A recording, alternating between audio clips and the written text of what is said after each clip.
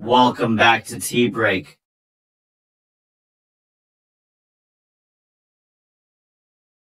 अस्सलाम वालेकुम, welcome back to tea break. आपका लुकमान सुलेमानी आपके सामने। व्यूवर्स कैसे हैं आप? ठीक हैं? उम्मीद है इंशाल्लाह ठीक होंगे। व्यूवर्स, आप लोगों के साथ जैसा कि आपने थंबनेल के ऊपर देखा कि तीमारदारी की एक कहानी बयान करनी है।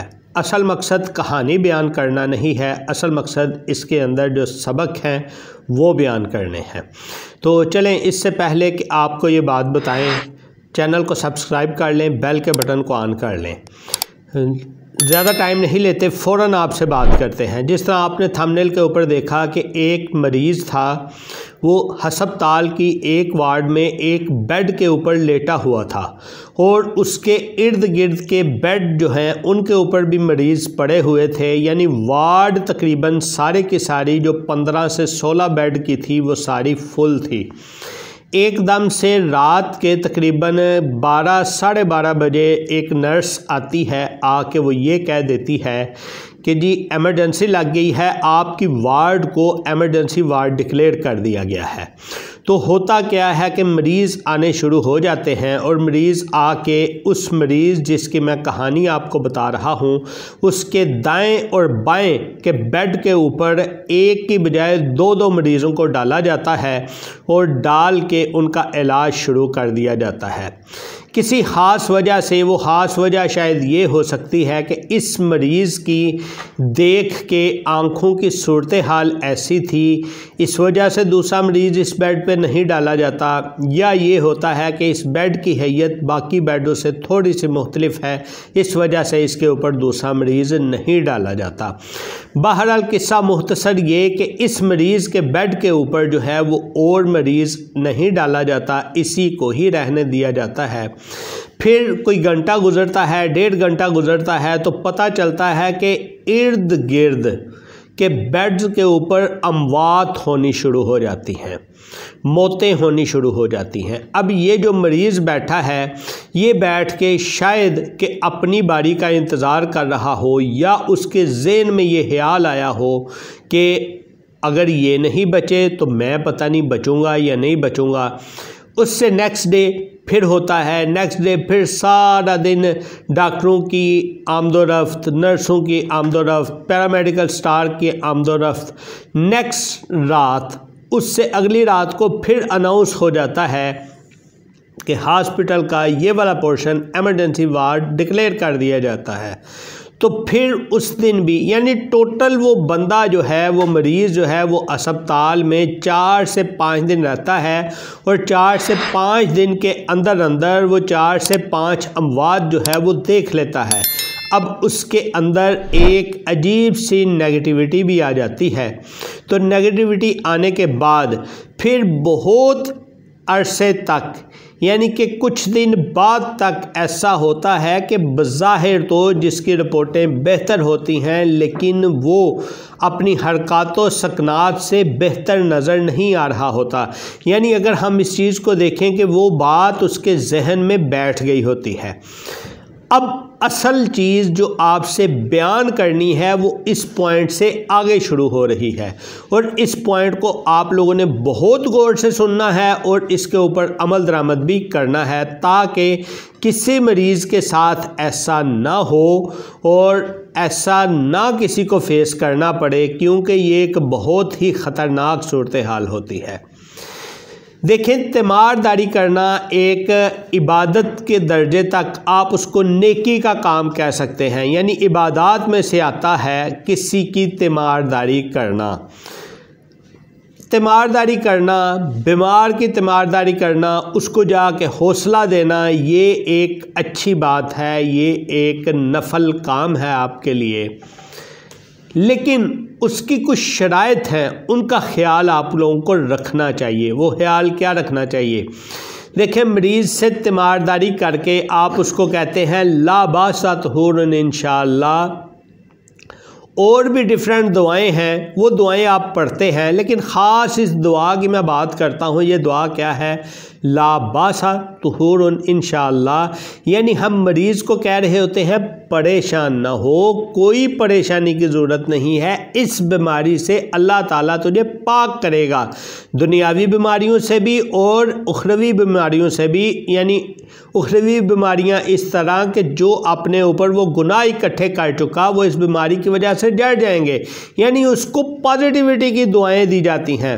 ला बासा तुहुरुन इंशाअल्लाह, अज़हिबिल बास रब्बन नास वशफी अंता शाफी ला शिफा इल्ला शिफाउ का शिफा अल्ला युगादिरु सक़मा। और भी इस तरह की जो हैं वो दुआएं हैं, वो दुआएं अस्अलुल्लाहिल अज़ीम, इस तरह की दुआएं करके उसको तसल्लियाँ दी जाती हैं कि अल्लाह ताला जो है वो आपके लिए इस बीमारी में अच्छाइयाँ ही करेगा, आपके लिए कोई नेगेटिविटी नहीं होगी, यानी पॉजिटिविटी का पैगाम दिया जाता है। लेकिन इसके बरक्स देखा जाए हमारे माशरे में क्या करते हैं लोग, तीमारदारी के लिए आते हैं, इतनी नेगेटिविटी बजाय उस बंदे को कोई तसल्ली देने के उसको और ज़्यादा जो है वो परेशान करते हैं।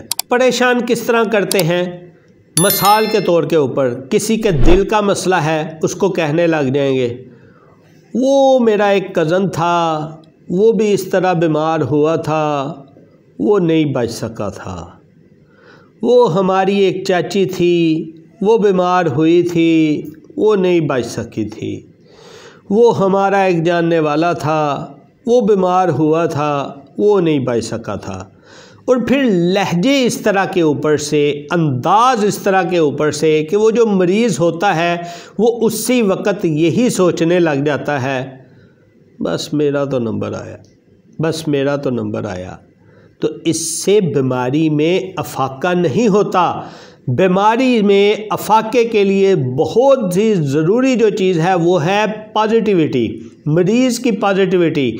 और मरीज़ को पॉजिटिविटी कहाँ से मिलेंगी, अगर आप सिर्फ इस्लामी दुआओं के ऊपर ही आएँ तो वो ही बहुत पॉजिटिविटी वाला अंसर साबित होते हैं। अगर वो नहीं, आपने अपने माशरे के मुताबिक अपने अंदाज से उसको तसल्लियाँ देनी हैं तो अपने अंदाज से दे लें, अपने रंग में दे लें, उसको ये बताएं कोई मसला नहीं है, ये इतनी बड़ी बीमारी नहीं है, या अगर बड़ी बीमारी भी है अल्लाहुम्मा शफ़ी अंत शाफ़ी हुवा शाफ़ी, अल्लाह ताला के पास कुन फ़यकून की ताकत है। अल्लाह ताला जिस तरह बीमारी को ले के आए हैं अल्लाह ताला बीमारी को ले भी जाएंगे। यानी कोई भी नेगेटिविटी वाली बात ना करें, दुआएं करें, पॉजिटिविटी की दुआएं करें, मरीज़ को तसल्ली दें ताकि आपका मरीज़ ठीक हो जाए। अच्छा, फिर ये वाक़या आपके साथ शेयर करने का मकसद क्या था? मकसद ये था कि जैसे हुआ ये कि मरीज़ की तबीयत क्यों नहीं ठीक हो रही, एक तो मरीज़ ने अपने ज़हन में पहले से सवार किया हो और ऊपर से आने वाले मिलने वाले वैसे तो एहसान करने आए कि मिल रहे हैं, अपने लिए भी एहसान, मरीज़ के लिए भी एहसान, लेकिन मरीज़ के लिए बजाय रहमत के साबित होने के ज़हमत बन के निकल जाएं। ऐसा ना करें, खुदारा सोचा करें, जब भी किसी की तीमारदारी के लिए जाया करें जाके उसके साथ पॉजिटिव एटीट्यूड रखा करें, उसके साथ नेगेटिव एटीट्यूड ना रखा करें। अगर आप पॉजिटिव एटीट्यूड नहीं रख सकते, आप अपने घर में बैठ के लिए उसके दुआ कर दें, उसके पास जाने की ज़रूरत नहीं है। जब वो रिकवरी में आ जाए, खुद से रिकवर कर ले, उस वक़्त उसके पास चले जाएं। और वैसे भी एग्जैक्ट बीमारी के टाइम जिस वक़्त वो पता है आपको फ़ोन के दौर हैं, मोबाइल के दौर हैं, आपको चाहिए कि बजाय उसका हाल पूछने के पहले उसका स्टेटस पता करके जाएं कि इस वक्त वो किस कंडीशन में है। हो सकता है वो डॉक्टर से मुलाकात के लिए निकल रहा हो तो आप फ़ौरन उसके पास पहुंच जाएं तीमारदारी के लिए। ऐसा ना कीजिए, बल्कि हो सकता है उसकी अपॉइंटमेंट हो डॉक्टर के साथ, आप जो है उधर पहुंच जाएं और वो अपॉइंटमेंट उसकी ख़राब हो जाए। ये सारी चीज़ों का ख्याल रखते हुए एक मरीज़ की तीमारदारी, फिर जब मरीज़ की तीमारदारी के लिए जाएं तो कोशिश यही करें कि उसके ऊपर बोझ ना बने। जितनी आसानी के साथ साथ वो आपके साथ बात कर सके उतनी आसानी के साथ उससे बात कर लें और फिर उठ के उसके पास से चले जाएं। उसको मौका दें, आराम का मौका दें उसको। ऐसा नहीं कि उसको बैठ के बातों में लगाए रखें और उसको मजबूर करें, तंग करें। ये तो है तीमारदारी के लिए आने वालों के लिए। हाँ, घर वालों के लिए ये बहुत ज़रूरी है कि मरीज़ के साथ बातें करें, दिलजोई करें, मरीज़ के साथ हंसी मजाक करें, मरीज़ को जो है वो बताएं कि यार तू तो बिल्कुल हटा कटा है, तू तो ठीक हो रहा है, कल तेरी तबीयत नहीं थी ठीक, आज उससे बेहतर लग रही है, आज उससे बेहतर लग रही है। उससे बातें करें, उसको मोटिवेशन दें ताकि वो आहिस्ता आहिस्ता बेहतर हो। ये तो घर वालों के लिए है। लेकिन वही तीमारदारी वालों के लिए वही है कि वो आएँ, आके मिलें, थोड़ी देर बैठें, पॉजिटिविटी की बातें करें और चले जाएं। ये एक बात थी जहन में, एक ऑब्ज़र्वेशन थी पिछले कुछ दिनों से की हुई, वो आप लोगों के साथ शेयर करनी थी। इस वजह से मैंने कुछ हमारी सियासी बीट चल रही थी उसको मैंने ज़बरदस्ती रोक के ये बात आप लोगों के साथ शेयर की, क्योंकि शेयर करना मैंने समझा कि बहुत ज़रूरी है। अगली वीडियो में हमारे साथ रहिएगा, क्योंकि मैंने उसमें बाकायदा से आपको 2024 के जो सरप्राइजेज़ थे उनका प्लान देना है। लेकिन जाने से पहले फिर भी रिक्वेस्ट करता हूं कि चैनल को सब्सक्राइब कर लें, बेल के बटन को ऑन कर लें। मिलते हैं नेक्स्ट वीडियो में। अल्लाह हाफिज़।